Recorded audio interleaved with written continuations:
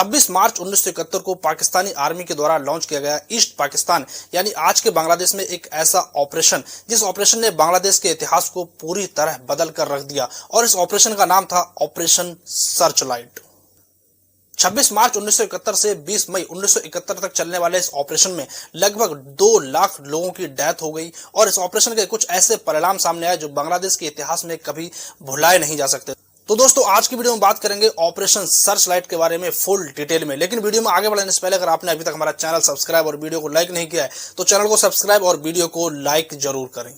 तो शुरू करेंगे ये वीडियो। सन 1971 तक बांग्लादेश ईस्ट पाकिस्तान के नाम से जाना जाता था, लेकिन बांग्लादेश ने 1971 में अपनी आजादी की लड़ाई लड़ी और उसके साथ ही बांग्लादेश ने खुद को पाकिस्तान से अलग करते हुए अपना खुद का इंडिपेंडेंट कंट्री बांग्लादेश स्टैब्लिश किया। लेकिन दोस्तों इससे पहले काफी कुछ हुआ और इसी कड़ी में एक था ऑपरेशन सर्चलाइट। और दोस्तों ऑपरेशन सर्चलाइट पाकिस्तानी मिलिट्री के द्वारा बांग्लादेश में चलाया गया बहुत ही भयानक ऑपरेशन था जिसमें लीडर्स, टीचर्स, इंटेलेक्चुअल लोग, स्टूडेंट्स विंग्स और यहाँ की मिलिट्री तक को बेदर्दी से मौत के घाट उतार दिया गया। तो दोस्तों शुरू करेंगे कि ये सब कैसे हुआ।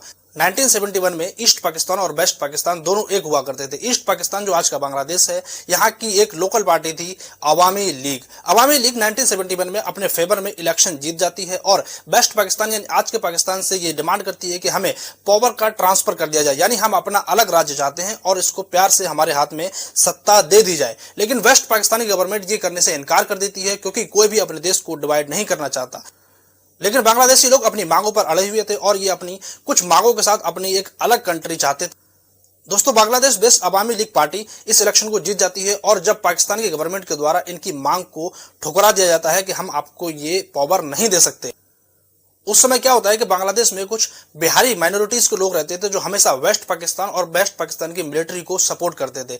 जब यहाँ के लोकल लोगों को ये पता था कि ये लोग उनको सपोर्ट करते हैं और जब वेस्ट पाकिस्तान की गवर्नमेंट यहाँ पर पावर देने से मना कर देती है, यानी एक नए राज्य की अनुमति देने से मना कर देती है, फिर यहाँ पर दंगे होते हैं और इन दंगों में लगभग 300 बिहारी लोगों की डेथ हो जाती है। उधर पाकिस्तानी आर्मी तो बस एक बहाना देख रही थी कि किस तरह से इस बांग्लादेश की जो सेपरेशन बांग्लादेश की डिमांड है इसको कुचला जाए, इन लोगों को किसी भी हाल में दबाया जाए, इस मांग को खत्म किया जाए। जैसे ही बांग्लादेश में ये दंगे होते हैं, इसमें लगभग 300 बिहारी लोगों को डेथ हो जाती है, ऐसे समझो कि पाकिस्तानी मिलिट्री फुल एक्शन में आ जाती है और अपना काम शुरू करती है। तो जैसे मैंने बोला कि पाकिस्तान की गवर्नमेंट एक बहाना देख रही थी इस मूवमेंट को, अलग बांग्लादेश की मूवमेंट को खत्म करने के लिए। उनको बिहारियों का मैसेकरे के नाम से इस चीज को बढ़ावा देते हैं और ऑपरेशन सर्चलाइट के नाम से एक मिलिट्री ऑपरेशन प्रपोज किया जाता है।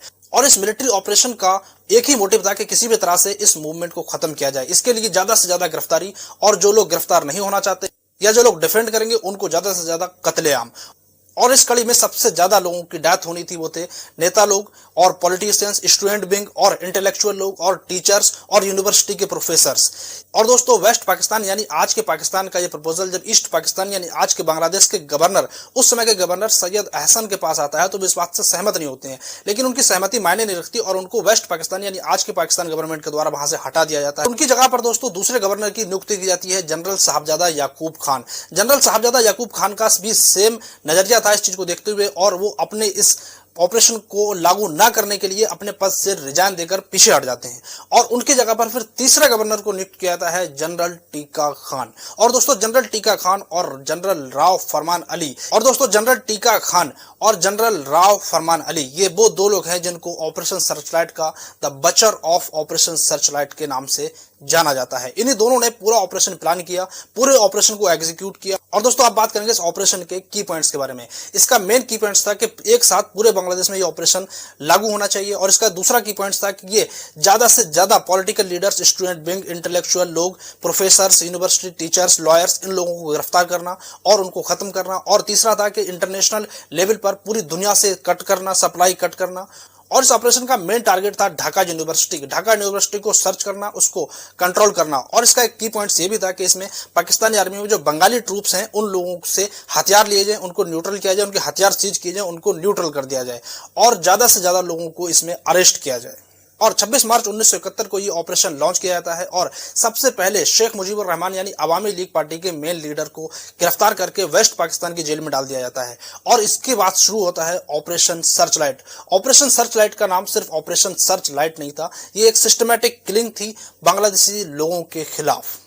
दोस्तों ऑपरेशन सर्चलाइट की ब्रूचुअलिटी को देखते हुए पूरी दुनिया का नजरिया बांग्लादेश के लोगों के फेवर में चला गया था कि इन लोगों पर इतनी ज्यादती हुई है कि इनको अपना एक अलग राष्ट्र बनाना चाहिए, इनको एक अलग राष्ट्र चाहिए ही चाहिए।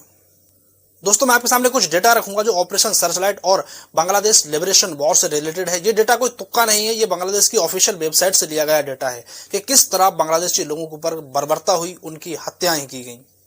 दोस्तों 26 मार्च से ऑपरेशन सर्चलाइट शुरू होने के बाद ऑपरेशन सर्चलाइट तो 20 मई को खत्म हो गया था, लेकिन बांग्लादेश लिबरेशन वॉर शुरू हो गया था जो 1971 तक चला और 9 महीने करीब चलने वाले इस वॉर में लगभग 3 मिलियन बांग्लादेशी लोगों की डेथ हुई। ऑपरेशन सर्चलाइट में सिर्फ 50,000 से 2 लाख लोगों की डेथ हो गई थी। कुछ दिन ऐसे भी थे जो एक दिन में 10-10 हजार बांग्लादेशी लोगों की डेथ हुई थी। इस टाइम ऑफ पीरियड में 10 मिलियन लोगों को इंडिया में शरण लेनी पड़ी थी और करीब 30 से 40 मिलियन लोग अपने घर से बेघर हो गए थे। इस ऑपरेशन और इस वॉर ऑफ टाइम में लगभग 1000 बुद्धिजीवी इंटेलेक्चुअल प्रोफेसर्स की डेथ की गई थी। दोस्तों इस पीरियड ऑफ टाइम में पाकिस्तानी आर्मी से लगभग 80,000 से 1 लाख सोल्जर्स इस काम में लगे हुए थे जो अलग अलग जगह से लोगों को अरेस्ट करते थे और इन्होंने अपने एक पार्टिकुलर डेथ फील्ड बनाए हुए थे जहां पर लाकर लोगों को मारा जाता था। और बांग्लादेश की आजादी के बाद जब पूरा डेटा इकट्ठा किया गया, जब पूरी जानकारी सामने आई तो पता चला कि पाकिस्तानी आर्मी ने लगभग 942 किलिंग पॉइंट्स बनाए हुए थे जहां पर लोगों को मारा जाता था। दोस्तों पाकिस्तानी आर्मी की इस ब्रूचुअलिटी के खिलाफ ही पूरी दुनिया का नजरिया बांग्लादेश के सपोर्ट में आ गया था। और दोस्तों अब हम बात करेंगे कि किस तरह इस ऑपरेशन का एंड हुआ और किस तरह बांग्लादेश को अपनी आजादी हासिल हुई। दोस्तों बांग्लादेश की आर्मी में एक बहुत बड़ा हाथ है मुक्ति वाहिनी आर्म्ड फोर्सेस का, जिनकी गुरिल्ला लड़ाई के साथ ही पाकिस्तान की आर्मी के छक्के छुड़ा दिए और इनको बहुत हद तक कामयाबी मिली। तो बात करेंगे कि मुक्ति वाहिनी कैसे स्टैब्लिश हुई। उनके एक रिटायर्ड कर्नल थे MAG उस्मानी, उन्होंने अपने चार सब कमांडर्स के साथ एक आर्मी क्रिएशन की जिसका नाम रखा गया मुक्ति वाहिनी। वो एक मेन कमांडर हुए और उन्होंने 4 सब कमांडर बनाए और उसके साथ ही इन्होंने गुरिल्ला वॉर की शुरुआत की। और इस मुक्ति वाहिनी आर्म्ड फोर्सेस को इंडियन गवर्नमेंट और इंडियन आर्मी का फुल सपोर्ट था। दोस्तों बांग्लादेश की आजादी में हमने पहले भी बोला है कि बहुत बड़ा हाथ है इंडियन गवर्नमेंट और इंडियन आर्मी का। तो दोस्तों अब बात करेंगे टाइमलाइन के बारे में। 26 मार्च 1971 को पाकिस्तानी आर्मी के द्वारा ऑपरेशन सर्चलाइट शुरू किया गया। 10 अप्रैल को मुक्ति वाहिनी फोर्सेस की स्थापना हुई और दोस्तों 11 अप्रैल को मुक्ति वाहिनी के क्रिएशन के साथ ही 17 अप्रैल को मेहरपुर कुश्तिया नाम की जगह पर बांग्लादेश में नई गवर्नमेंट की स्थापना की जाती है। यानी कि अभी तक बांग्लादेश को आजादी नहीं मिली थी, लेकिन इन्होंने लड़ाई के साथ ही अपनी गवर्नमेंट स्टैब्लिश कर ली थी और इनके पहले प्रधानमंत्री बनते हैं सर ताजुद्दीन अहमद। और प्रधानमंत्री ताजुद्दीन अहमद के द्वारा कर्नल MAG उस्मानी को commander in chief officially accept कर लिया जाता है। दोस्तों पाकिस्तानी मिलिट्री के द्वारा 26 मार्च 1971 को शुरू किया गया ऑपरेशन सर्चलाइट, जिसकी ब्रूचुअलिटी की वजह से पैदा हुई मुक्ति वाहिनी आर्म्ड फोर्सेस। और ये मुक्ति वाहिनी आर्म्ड फोर्सेस ही थी जिसने पाकिस्तानी आर्मी को घुटनों पर ला दिया और एंड ऑफ द डे 16 दिसंबर 1971 को पाकिस्तानी आर्मी को सरेंडर करना पड़ा और यहां से शुरू हुई एक नए बांग्लादेश की, the people's republic of Bangladesh.